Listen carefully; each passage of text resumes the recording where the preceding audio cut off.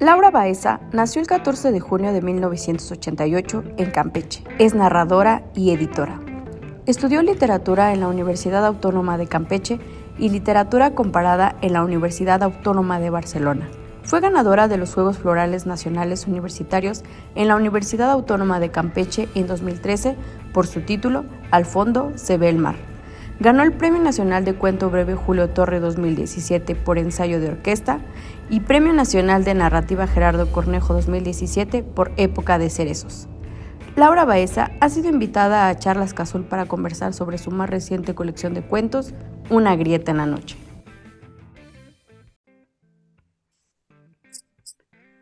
Laura, querida, bienvenida a la Casa Universitaria del Libro, al CASUL. Vamos a hacer una entrevista sobre tu libro, Una grieta en la noche.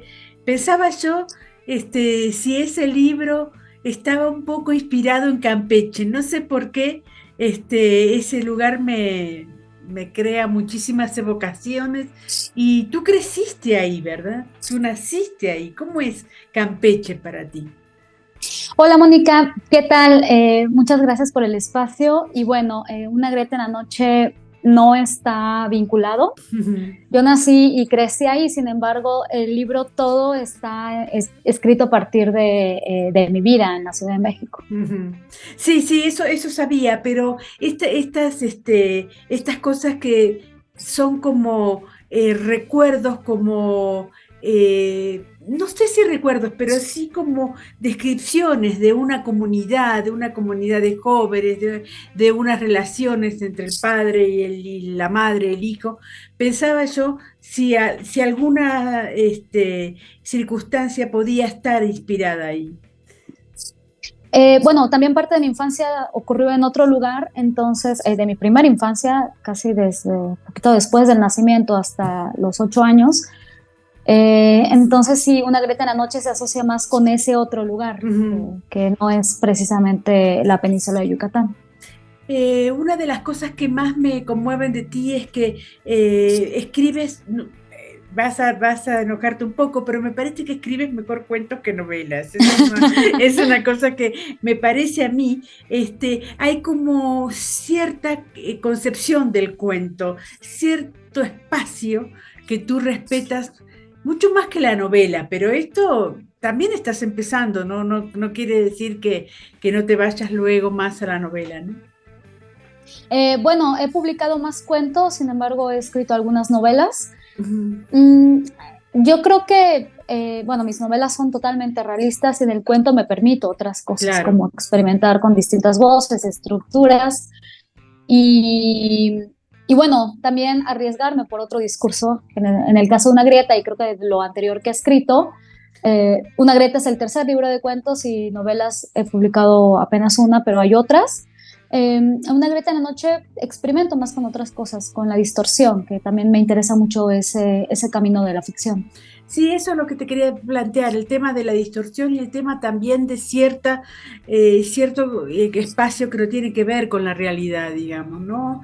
En tu novela que es La nieve, ¿cómo se llama? ¿Perdón? ¿Cómo se llama la novela Nieve en Niebla ardiente. Niebla Ardiente?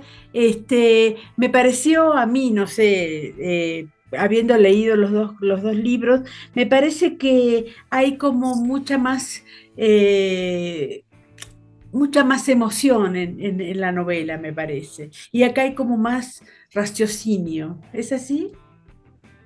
Bueno, sí, por la temática, la novela es bastante introspectiva, Sí. entonces sí necesitaba usar otros recursos y en Una grieta y también en otras cosas que he escrito en un formato un poco más breve, me gusta más experimentar. Creo que constantemente experimento con otras voces y también poniéndome en otro lugar, entonces no puede haber tanta introspección.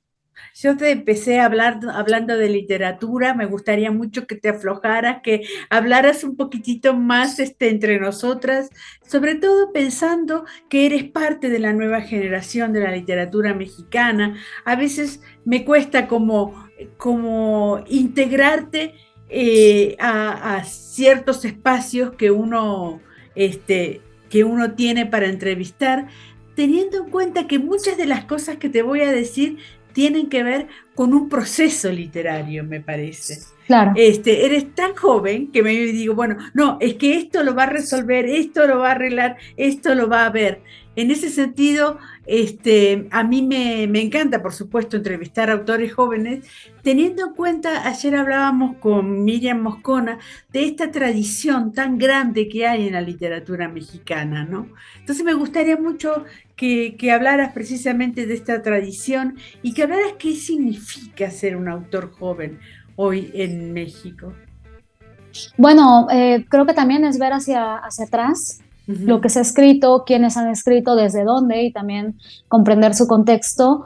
Y al menos en mi caso me interesa mucho lo que está a los lados, qué se escribe o qué están escribiendo, cuáles son las preocupaciones de mis contemporáneos, pero yo escribo no nada más pensando en literatura, escribo pensando en todo lo que está alrededor de mí, el Claro. cine, la televisión, otras manifestaciones, la libertad de expresión, los medios digitales. Creo que no nada más puedo nutrirme de libros, que obviamente es mi formación, sin embargo a mí me interesan muchas otras manifestaciones y me gusta llevarlo también a la palabra escrita.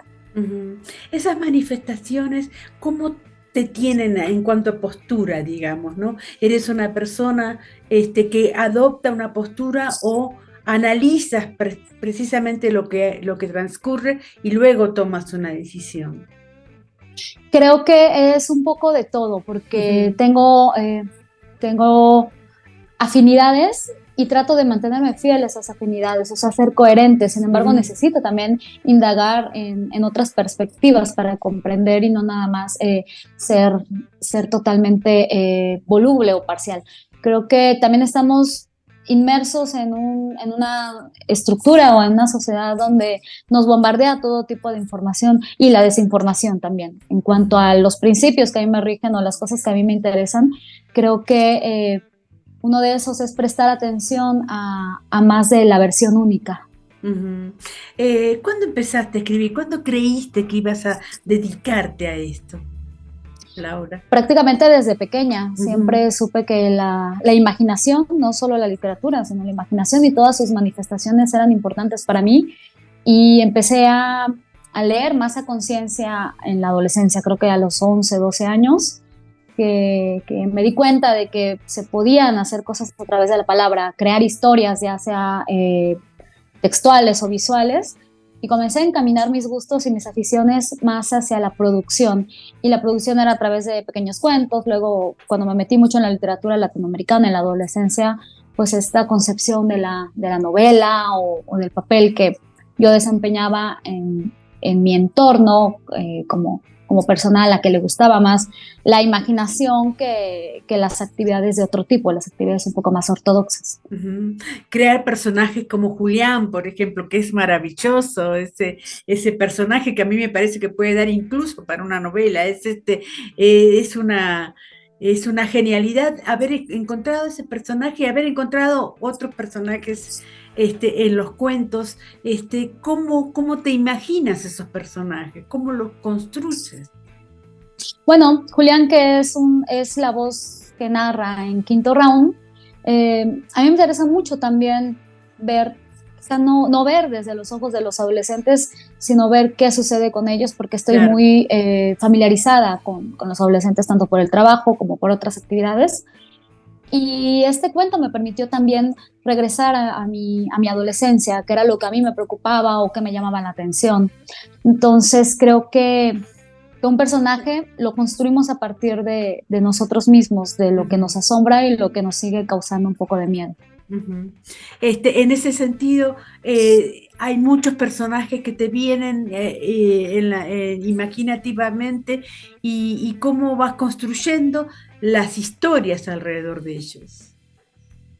Creo que primero pienso en una escena. En una escena. Estoy bastante, sí, me gusta mucho lo visual, entonces pienso en algo en concreto y después cómo llegar a eso, a ese golpe del final de un relato. Y a partir de ahí voy construyendo la voz que va a contar la historia. Me gusta mucho pensar en qué va a pasar en la vida de este personaje para llegar a esa conclusión. Y voy construyendo siempre de atrás hacia adelante. Creo que para algunos es más sencillo construir un personaje o tener un personaje en mente y después darle un conflicto. Para mí es al revés. creo que siempre me interesa más escribir a partir del conflicto y luego tener las herramientas para configurar un personaje y darle pensamientos, darle esencia, una voz que lo haga único. Los conflictos de todas maneras siempre están a tu vera, digamos, viviendo en un país como México, ¿verdad? Sería imposible hablar, Sí, claro. al menos en mi caso sería imposible hablar de algo que desconozco, Uh-huh. y lo que conozco más es esto, es esta convulsión en la que vivimos constantemente, en espacios no seguros, ni en la infancia y mucho menos en la adultez, así que cada uno de los personajes se va labrando su destino y a veces ni siquiera eso. Uh-huh. ¿Cómo estuviste en esta final de Páginas de Espuma para ganar el Ribera del Duero? Estabas ahí junto con Liliana Colanzi, parecía que una o la otra iban a ganar, finalmente ganó Liliana. En ese contexto, ¿qué significa para ti un premio tan importante, teniendo en cuenta que eres una autora muy joven, que recién empieza y que de pronto aparece esta posibilidad de un premio? Bueno, Páginas de Espuma es la editorial de cuento más importante en español, entonces ya haber sido tomada en cuenta dentro de los finalistas para mí era algo prácticamente inabarcable y enorme. Y bueno, ahora formar parte del catálogo también lo es. Eso me permite llegar a lectores de otras latitudes a través de lo que más me representa, que son las voces de mis personajes. Por lo tanto, creo que el nuevo escenario del cuento latinoamericano o el cuento hispanoamericano o un poco más amplio, el cuento en español, a través de una plataforma como Páginas de Espuma es fantástico. Uh-huh. ¿Qué es el cuento para ti? Creo que el cuento para mí es el formato que me permite mayor libertad y la libertad de experimentar una y otra vez, y también que requiere mucho por parte del autor y por parte del lector. No es un género menor, al contrario, es un gran género por sí mismo. Uh-huh. Yo a veces te veo como escritora rezongar por todas esas cosas que nos proponen sin pagarnos, que cada vez son más y que cada vez, bueno, que te paguen algo ya es complicado. ¿Qué significa para ti este camino, digamos? ¿Es un camino donde no vas a obtener dinero, donde le dices a tus padres, voy a ser escritora y así? ¿Qué significa para la nueva generación un trabajo como este? Un compromiso igual que cualquier otro trabajo. Yo afortunadamente mi familia no, creo que si yo me hubiera dedicado a cualquier cosa iba a tener el mismo reconocimiento y el mismo apoyo, porque esto viene de mí y es algo con lo que me siento plenamente feliz y totalmente identificada en la creación artística. Pero creo que sí, que es necesario dignificar el trabajo de cualquier persona, sea un trabajo técnico o un trabajo intelectual, a través de una remuneración justa.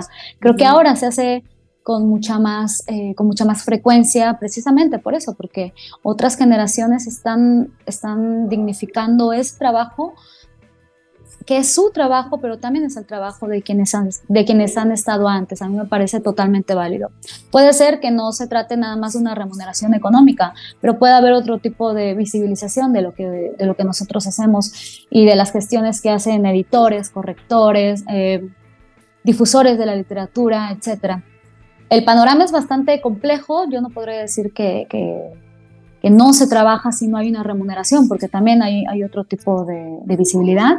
Sin embargo, creo que poco a poco se puede ir haciendo un poco más factible que siempre exista un tipo de remuneración. Es importante contigo hablar precisamente del lenguaje, digamos, ¿no?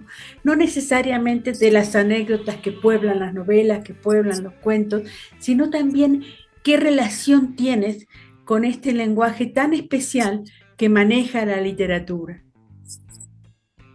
Para mí es importante porque creo que antes no estaba tan consciente y yo solo lo hacía por intuición. Sin embargo, conforme he estado leyendo a distintos autores y empapándome un poco más del contexto, me doy cuenta de que el lenguaje es todo y el lenguaje está vivo, el lenguaje muta.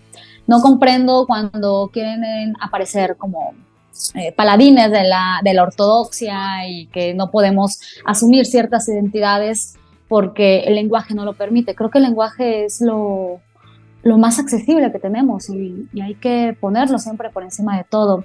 Hay que visibilizar también todo a través de las palabras, porque si no ponemos lo que somos y lo que son los demás por medio de la literatura o de cualquier otro discurso, entonces el lenguaje no nos sirve de nada, ¿no? Ujú. No es un medio pleno de expresión. Sí, el lenguaje, por otro lado, tampoco tiene esta RAE, ¿no? Que todo lo comanda, digamos. Es un lenguaje que se maneja libre, ¿no? Sí, y a mí eso me encanta porque también somos producto de nuestro tiempo y los discursos, ya sean literarios, musicales, visuales, son producto de este tiempo de la asimilación que hacemos.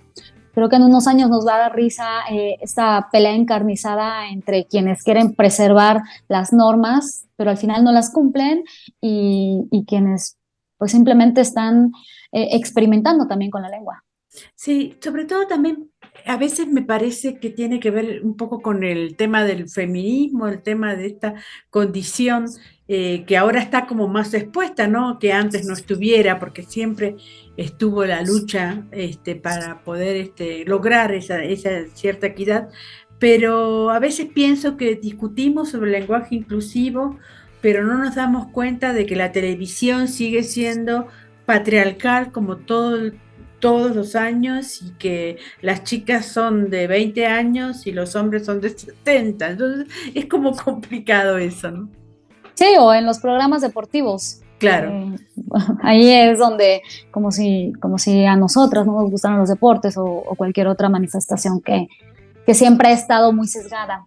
Yo creo que también tiene que ver eso, que haya una coherencia y que no nada más sea escribir por escribir, sino abrir estos espacios y ser mucho más flexibles con otras manifestaciones. Creo que Ujú. a partir de ahí y tener coherencia, de si quiero defender la lengua capa y espada, bueno, entonces también puedo defender el acceso a distintos espacios. Sí, es cierto. Ahora, ¿cómo es tu proceso para escribir? ¿Te levantas temprano? ¿Te escribes a la noche? ¿Cómo es? Que ahora debes de estar escribiendo Sí, igual, digo, no, no, no. Una cosa son los libros publicados y otras son los libros hechos, digamos. sí, bueno, yo tengo varios trabajos como freelance Ujú, y siempre intento hacer la mayor cantidad posible de estos trabajos, tener un ingreso y ujú, después tomar un receso de un par de meses para dedicarme a la escritura. Así lo he llevado y me ujú. va bastante bien en mi propia organización. Prefiero escribir durante el día, en la noche ya estoy muy cansada o desearía ver televisión y hacer otra cosa alejada de la disciplina de los libros. Entonces creo que también he podido adecuarme.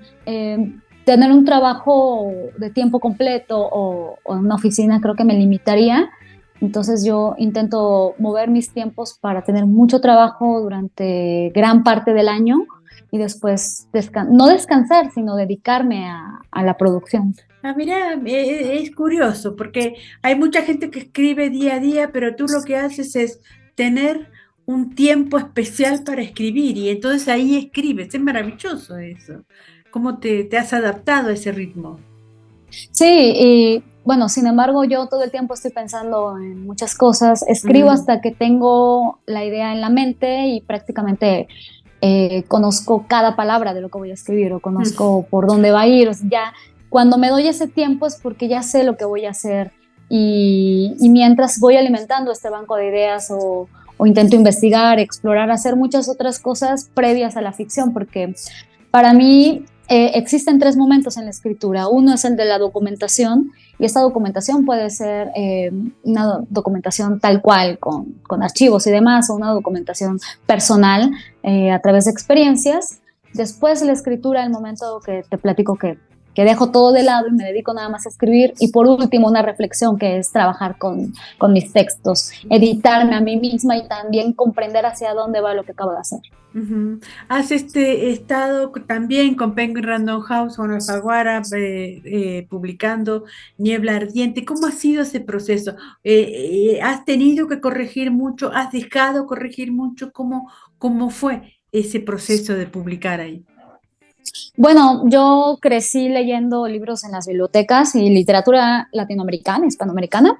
Entonces era la editorial a la que recurría todo el tiempo, y ya que mi primera novela hubiera salido con Alfaguara fue una Maravilla. noticia maravillosa. Exacto, también es como regresar al origen, pero desde otro lugar y en otro momento.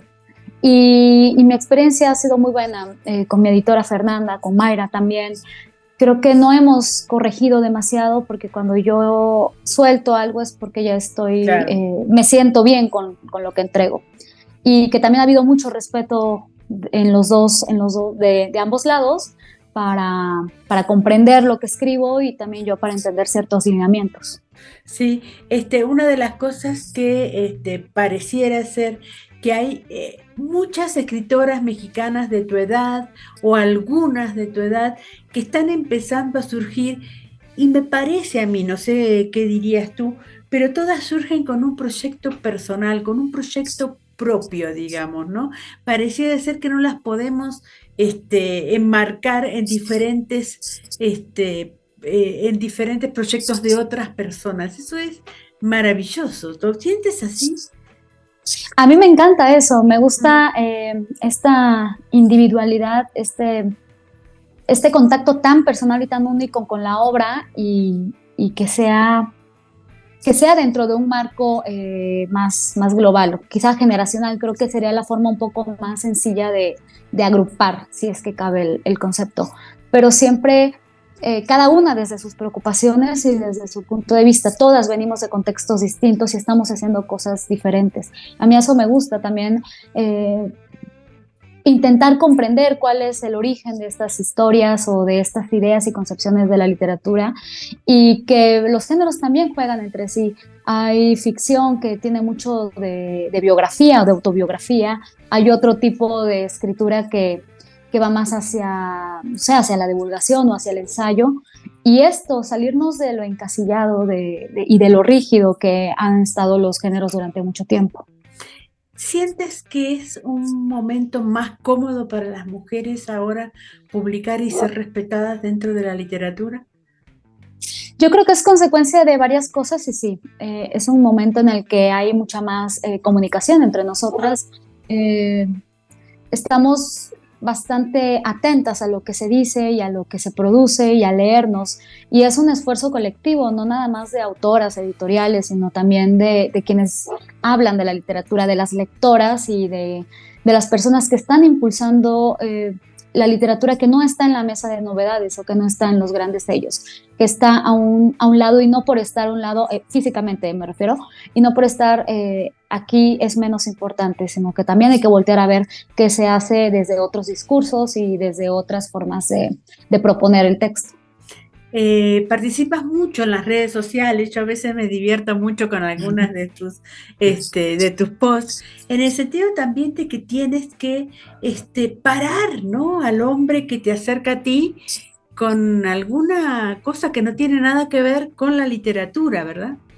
¿Cómo es eso? Sí, sí, estoy bastante activa porque alguno de mis trabajos también es monitorear Ujú, tendencias globales, etcétera. Y te decía hace un momento que yo estoy muy en contacto con gente joven durante mucho tiempo, también estuve ujú. dando clases a adolescentes, y notaba eso, notaba que por qué las personas de mi edad, o bueno, yo, porque empecé a alzar la voz de ciertas cosas que me incomodaban hasta ahora, porque siempre pensaba que el acoso o muchas cosas provenían de mí, o que yo incitaba, cuando pues no, una persona acosada no tiene ningún grado Claro. de culpa, cuando la culpa recae en el acosador. Y yo me di cuenta hasta que estuve más en contacto con adolescentes que sí lo tienen presente. Entonces, para mí fue uno de los descubrimientos ya siendo adulta. Y, y creo que esto es importante también ponerlo sobre la mesa, que no, que no somos objeto de nada para que se nos violente de distintas maneras. Y a Ujú. veces sucede que con el pretexto del trabajo, de otras cosas, invaden la intimidad de una de nosotros, la intimidad y el espacio de cualquiera de nosotras. Ujú. Y a veces también vienen a pedirte que les leas novelas gratuitamente, que eso me parece absurdo, digamos, ¿no? Es decir, ¿cómo voy a leer una novela teniendo tantas cosas para hacer, digamos, ¿no? o teniendo que leerlas como parte Ah, del trabajo claro. remunerado. Y creo que es eso, también es dignificar cualquier trabajo eh, así y decir, bueno, hay tarifas y se puede hacer, brindo ese servicio, sin embargo, es parte de mi trabajo. Que yo tampoco era tan consciente de esto hasta tiempo después que lo vine a aprender Claro. de gente mucho más joven que yo y que bueno, creo que si yo hubiera tenido el ímpetu que tienen mis sobrinas o que tienen chicas con las que he estado conviviendo recientemente, también hubiera comprendido esto hacía mucho tiempo. Sí, por otro lado también te veo siempre al pie de la computadora, todo el tiempo trabajando o escribiendo o Sí. lo que sea, estás todo el tiempo frente a la computadora y habría muchísimas más cosas para hacer afuera si no tuvieras precisamente que trabajar, ¿verdad? Sí, a mí me gusta también lo que hago, me fascina, sin embargo, sí, es vivir dos realidades, vivir la realidad del mundo exterior que no es tan amable, puede ser bastante inhóspita, pero tiene muchísimas cualidades y siempre estar alerta de, como te platicaba, de estas tendencias y como parte de un trabajo, pero como parte de otro trabajo, estar alerta de la literatura y como parte de un tercer trabajo, estar alerta de lo que yo creo. Entonces, sí, creo que conforme pasa el tiempo, estas dos dimensiones nos disocian bastante. ¿Quiénes son tus modelos? ¿A quiénes admiras? Más allá de que sean modelos o no, ¿a quiénes admiras literariamente? Últimamente, también como parte de un proceso de redescubrimiento, que estuve muy alejada de la literatura femenina hasta hace algunos años, Ujú, gracias a amigas y a colegas, estoy volviendo a leer autoras desde hace ya algunos años. Que fueron y son indispensables en la literatura mexicana, como Inés Arredondo o Amparo Dávila, ujú. cuya obra es fantástica. Y me encanta que también este auge de la literatura femenina nos lleve a retomar a estos modelos. Me gusta mucho Lucía Berlín, por ejemplo, que creo que Ujú. también fue fantástico que volviera a escena a través de la difusión de su obra. Me gusta mucho también Enrique Vilamatas o Sergio Pitol, que para mí fueron autores y son autores indispensables y los leía todo el tiempo cuando estaba en la universidad. Entonces creo que además de descubrir la literatura del día a día, la de mis colegas y la literatura en la mesa de novedades o alguna otra que no es tan visible, pero es importante, recurro siempre a estas lecturas de formación, las que para mí fueron indispensables mientras estudiaba. Sí, vos sabés que hace muy poquitito salió un libro relacionado con Sergio Pitol, que lo escribió Sí. Ricardo Pache, que lo escribió en Calapa, y también volví a leer los cuentos que ahí mencionaba y qué sé yo, y digo, es maravilloso poder meterse en una obra tan importante como la de Sergio Pitol, y ojalá no se olvide, ¿no? Ni la de Daniel Sada, hay un montón de Sí. escritores que tendrían que estar ahora muy presentes, ¿no? Sí, a mí me parece fundamental también siempre ver qué se hizo y no es tan ajeno a nosotros. Venimos de una tradición, al menos en México, una tradición cuentística impresionante y hay cuentistas maravillosos. Y del lado de las cuentistas, que también Mm, se ha hecho un trabajo de rescate impresionante como Liliana Pedrosa, que tiene el mm. catálogo del cuento mexicano, y también otros esfuerzos. Entonces, hay mucha literatura que ya estuvo y que sigue estando presente. Ujú. Liliana Pedrosa es maravillosa en el sentido de que rescata a muchísimas cuentistas y que hubo siempre cuentistas. Sí. Eso me resulta conmovedor, digamos, poder decir, ah, mira, cuentistas hubo siempre. Sí, y las habrá, y creo que también lo que nos corresponde a muchos, o al menos quienes estamos ejerciendo esto, es hablar de lo que fue, pero también de lo que está haciendo. Por eso tuve la inquietud hace un par de años de trabajar con la editorial Fondo Blanco en una Ujú, antología de cuentistas contemporáneas, ujú. que a todas ellas las he leído y a todas, de todas conozco el trabajo, y bueno, también es un asunto generacional poner en escena esto que ya está existiendo, como hace mucho tiempo otros autores pusieron en escena obra propia y obra de sus contemporáneos. A tus alumnos, Laura, les hablas también del cuento o vienen solo a ver el tema de la novela, ¿no? ¿Cómo se comportan ellos? Creo que últimamente hablamos mucho más del cuento Ujú, o ellos ya leen más cuento y les interesa y lo hacen de forma de forma genuina. Sin embargo, creo que sí ha habido un cambio, porque hace tiempo, cuando empecé a dar talleres hace algunos años, todo el mundo quería escribir novela, y creo que también a mí me sucedió cuando yo empezaba a escribir. Todos querían escribir la novela, y que se hablara únicamente la novela.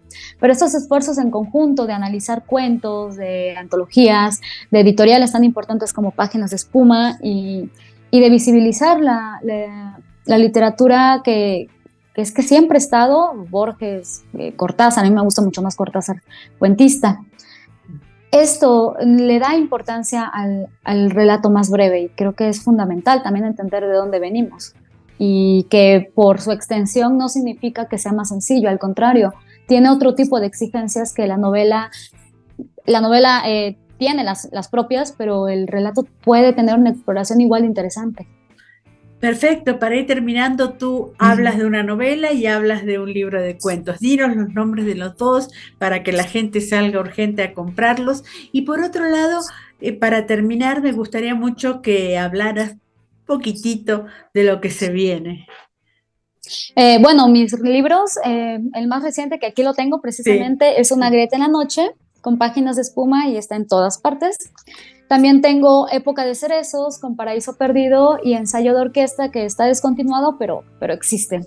Yo los y en tengo. Novela, Yo los es tengo. cierto. En novela está Niebla ardiente, con Alfaguara, también aquí en México y en todo el continente. Y sobre lo que viene, bueno, yo sigo trabajando en talleres y tratando de difundir la literatura lo más que se pueda. Y próximamente, no sé si este año o al principio del siguiente, porque sigo con Una grieta y quiero seguir con Una grieta durante un buen tiempo, tendré alguna otra novela publicada. Perfecto. Muchísimas gracias, Laura. Un abrazo. A ti, Mónica. Un abrazo Muchas gracias enorme. al Cazul. Gracias.